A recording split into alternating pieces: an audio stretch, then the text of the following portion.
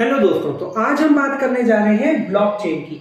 यानी कि ये वही टेक्नोलॉजी है जिसके अंदर हम क्रिप्टो करेंसीज का इस्तेमाल करते हैं और क्रिप्टो करेंसीज जो है वो इसी ब्लॉकचेन टेक्नोलॉजी के ऊपर बेस है। अब इस टेक्नोलॉजी की जो बात थी वो 1990s के आसपास शुरू हो गई थी, लेकिन 2008 के अंदर पहली बार सतोशी नाकामोटो एक कंप्यूटर साइंस इंजीनियर थे, उन्होंने इसका टेक्नोलॉजी के इस्तेमाल करके बिटकॉइन को डेवलप किया। अब बात करता हूं कि ब्लॉकचेन किस तरीके की टेक्नोलॉजी। अगर मैं एक एग्जांपल के साथ स्टार्ट करूं तो आपने ट्रेन के डिब्बे को देखा होगा। ट्रेन के डिब्बे कई सारे होते हैं लगातार, और सभी डिब्बे एक मैकेनिकल हुक के जरिए जुड़े हुए होते हैं। उसी तरीके से समथिंग ब्लॉकचेन भी टेक्नोलॉजी है। जैसे कि अगर मैं बात करूं कि इसका नाम के साथ जाऊं, ब्लॉकचेन यानी कि एक ब्लॉक है और उनकी चेन है, कई सारे ब्लॉक्स की चेन हो गई। तो जैसे कि ये एक ब्लॉक 1 है, वो ब्लॉक 2 के साथ कनेक्ट है, ब्लॉक 2 है वो ब्लॉक 3 के साथ कनेक्ट है, और ऐसे ही ब्लॉक n है वो लगातार एक दूसरे के साथ कनेक्ट होते जा रहे हैं। बात करते हैं ब्लॉक्स के पास क्या होता है। इन ब्लॉक्स के पास 3 मेजर इंफॉर्मेशन होती हैं, जिनका नाम होता है, एक तो होता है रेलिवेंट इंफॉर्मेशन। रेलिवेंट इंफॉर्मेशन क्या है भाई? आपने कोई टेक्नोलॉजी डेवलप की, वो किस लिए की? किसी डेटा को स्टोर करने के लिए, है ना। तो ये वही इंफॉर्मेशन है जिस डेटा को आप स्टोर करना चाह रहे हैं। जैसे कि अगर मैं क्रिप्टो करेंसी की ही बात कर दूं, तो क्रिप्टो करेंसी के अंदर आपने कितने बिटकॉइंस खरीदे, या फिर आपने कितने बिटकॉइंस एक दूसरे पर्सन को ट्रांसफर किए, या फिर आपने कितने बिटकॉइंस आपको किसी व्यक्ति को ने ट्रांसफर किए, ये सारी जो इंफॉर्मेशन है, ये सभी इंफॉर्मेशन रेलिवेंट इंफॉर्मेशन। दूसरी बात करूं हैश। अब ये हैश क्या है? हैश एक तरीके से एक यूनिक एड्रेस नंबर है, ठीक है, यूनिक नंबर है जो कि हर एक ब्लॉक को गिवन। हर एक ब्लॉक के पास अपना एक हैश नंबर होता है। अब ये हैश नंबर हर एक ब्लॉक का यूनिक होता है। यूनिक होने से इन ब्लॉक को एक अलग एक न्यू आइडेंटिटी मिलती है। जैसे कि आप लोगों को, हम लोगों को भी एक नई आइडेंटिटी मिलती है हमारे वोटर आईडी कार्ड या आधार कार्ड के नंबर से, है ना। उन नंबर से हमें एक न्यू आइडेंटिटी मिलती है, नया एक यूनिक आइडेंटिटी, न्यू नहीं सर, यूनिक आइडेंटिटी मिलती है। तो उसी तरीके से ब्लॉक्स को भी यूनिक आइडेंटिटी मिले, उसके लिए उनका हैश नंबर होता है।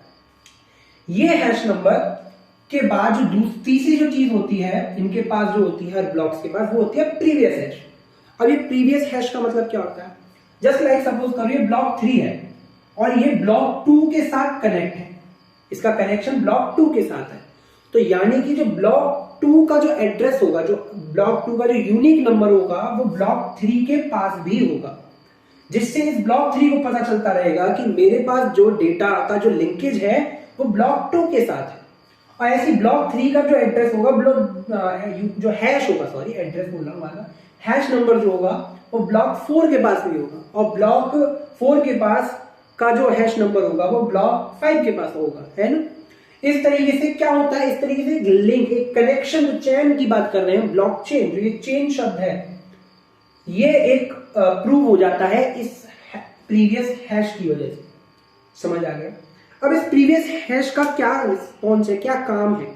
यही प्रीवियस हैश एक बहुत बड़ा रिस्पॉन्सिबल क्राइटेरिया बन जाता है सिक्योरिटी के लिए। लेट सपोज कि अगर कोई व्यक्ति आता है और वो ब्लॉक 3 के अंदर कुछ लिखे हुए कोड को चेंज करना चाहता है, वो लिखे हुए डेटा को चेंज करना चाहता है। अब डेटा को चेंज करेगा तो इसका जो हैश होगा, ठीक है, मेरा पेन थोड़ा सा, हैश जो होगा वो चेंज हो जाएगा। हैश क्या हो जाएगा?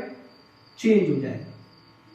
तो यहां का अगर डेटा में कोई भी चेंजमेंट हुआ, हैश अगर चेंज हो रहा है, तो इसके बाद जो अगला वाला जो 4th ब्लॉक होगा, उस 4th ब्लॉक के अंदर जो प्रीवियस हैश रखा हुआ था, ये प्रीवियस हैश जो रखा हुआ था, वो हैश तो चेंज नहीं हुआ, यानी कि ये इस ब्लॉक के साथ एक कनेक्शन नहीं बना पाएगा। इसका हैश चेंज हो गया, लेकिन इसके अंदर जो प्रीवियस हैश रखा हुआ था वो चेंज नहीं हुआ, जिसकी वजह से क्या होता है, ये इसके साथ लिंकेज नहीं बना पाता। इसके पास एक इररेलेवेंट इंफॉर्मेशन आ जाती है, जो कि प्रीवियस हैश जिसका कोई मतलब एग्जिस्ट ही नहीं करता, वो प्रीवियस हैश एग्जिस्ट ही नहीं करता, वो खत्म हो चुका है, ठीक है।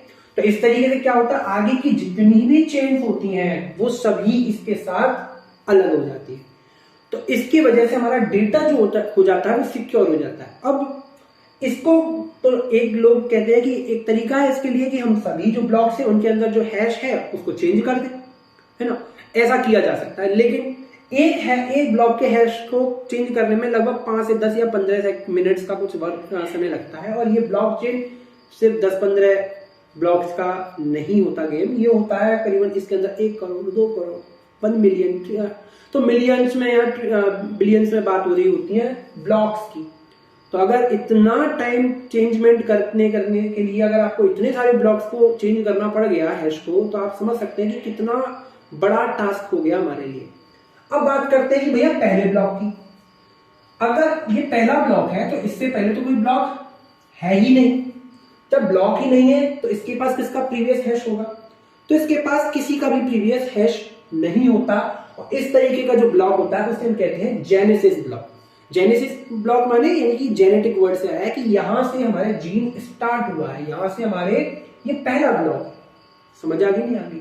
तो ये था। अब इसका इस्तेमाल कहाँ कहाँ होता है क्रिप्टो करेंसीज का? तो आज के समय पे हम बहुत जगह इस्तेमाल करते हैं। एक तो सबसे मेजर जो यूज है वो है क्रिप्टो करेंसीज।